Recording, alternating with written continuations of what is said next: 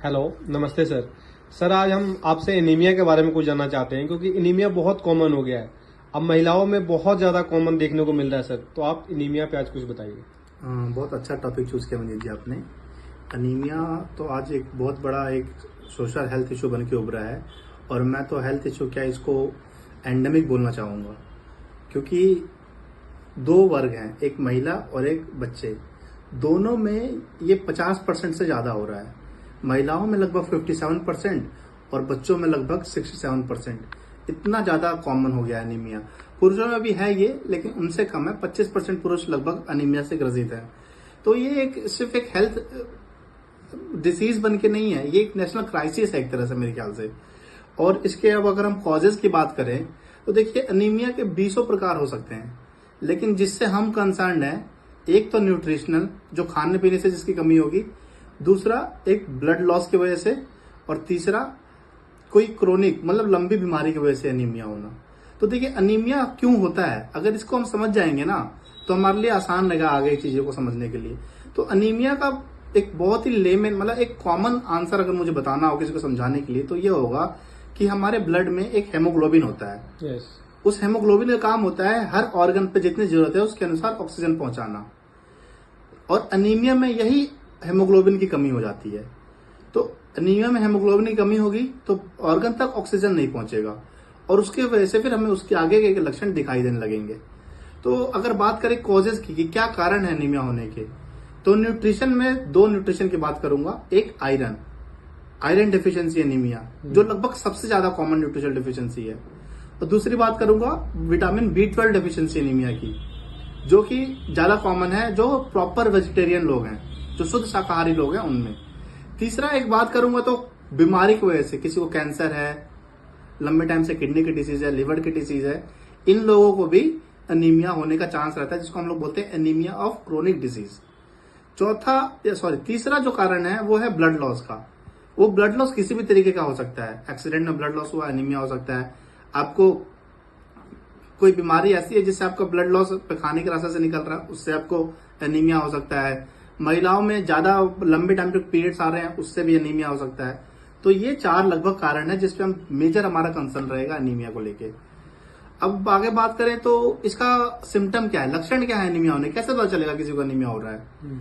तो उसका है एक सबसे कॉमन तो ये है कि आपको थकान होगी। आप जो पहले जो डेली काम कर सकते थे वो आज करने में थकेंगे आपको सीढ़ियां चढ़ने में दिक्कत होगी, आपका काम करने में मन नहीं लगेगा, आपको घबराहट होगी, आपको सांस फूल सकता है, और आपका कंसंट्रेशन कम होगा। तो ये 4-5 लक्षण है। और एक चौथा, बहुत ज्यादा अनीमिया होने के बाद आपको दोनों पैरों में स्वेलिंग हो सकती है। पानी इकट्ठा होने की वजह से दोनों पैरों में आपके सूजन भी हो सकती है। ये सब अनीमिया के मुख्य लक्षण होंगे। तो इसकी जांच कैसे करें? जांच करना बहुत आसान है। एक छोटे से छोटे सेटअप में भी आपको एक खून की जांच करानी है, जिसको हम लोग बोलते हैं कंप्लीट ब्लड काउंट, CBC जिसको बोलते हैं।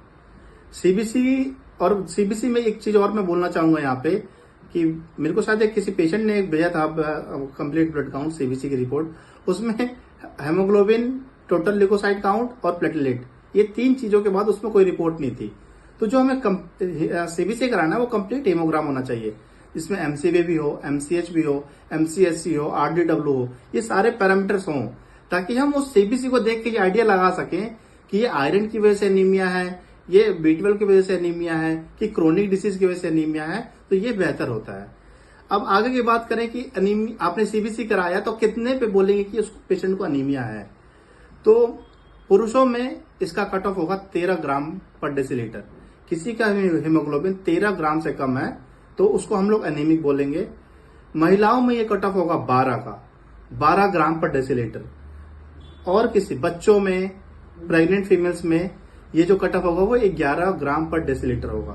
पुरुष में 13, महिलाओं में 12, प्रेग्नेंट और बच्चों में 11। इससे कम किसी का हेमोग्लोबिन है तो उसको हम लोग एनीमिक बोलेंगे, उसको अपना उपचार के लिए जाना चाहिए। आगे की बात करें तो ट्रीटमेंट की बात। ट्रीटमेंट में देखिए, एक बहुत बड़ा मिथ है कि हरी सब्जियां खाओ तो एनीमिया कम होगा। मैं मानता हूं, लेकिन वो क्या देता है? हरी सब्जी आयरन देता है। तो सबसे पहले जरूरी ये है कि आपको ये पता चले कि आपको अनीमिया किस कारण से है वो आयरन की कमी की वजह से है भी कि नहीं है। हो सकता है वो B12 की कमी से हो, वो तो आपको हरी सब्जी खा के नहीं मिलेगा। तो दो बातें इसमें कहूंगा, एक, अगर आपको अनीमिया के सिम्टम्स लग रहे हैं, लक्षण लग रहे हैं, तो आप अपनी जांच करा के फिक्स कीजिए कि कौन सा तरह का अनीमिया है। और दूसरा, अपने खाने को बैलेंस कीजिए। कोई एक चीज खाने में बढ़ा देना वो कोई सॉल्यूशन नहीं है।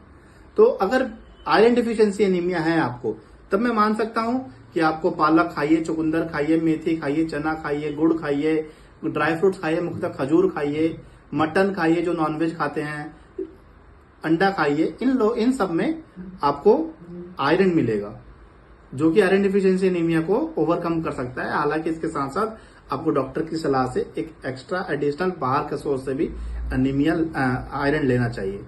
दूसरा सोर्स बात करें विटामिन B12 की, तो देखिए जो वेजिटेरियंस हैं उनको डाइटरी सोर्स में जो खाना खा रहे हैं उसमें B12 मिलना बहुत मुश्किल है, लगभग ना के बराबर है।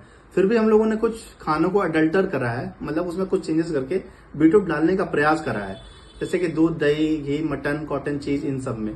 लेकिन फिर भी नॉन वेजिटेरियंस को तो मीट, मटन, इन सब से उनको मिल जाता है।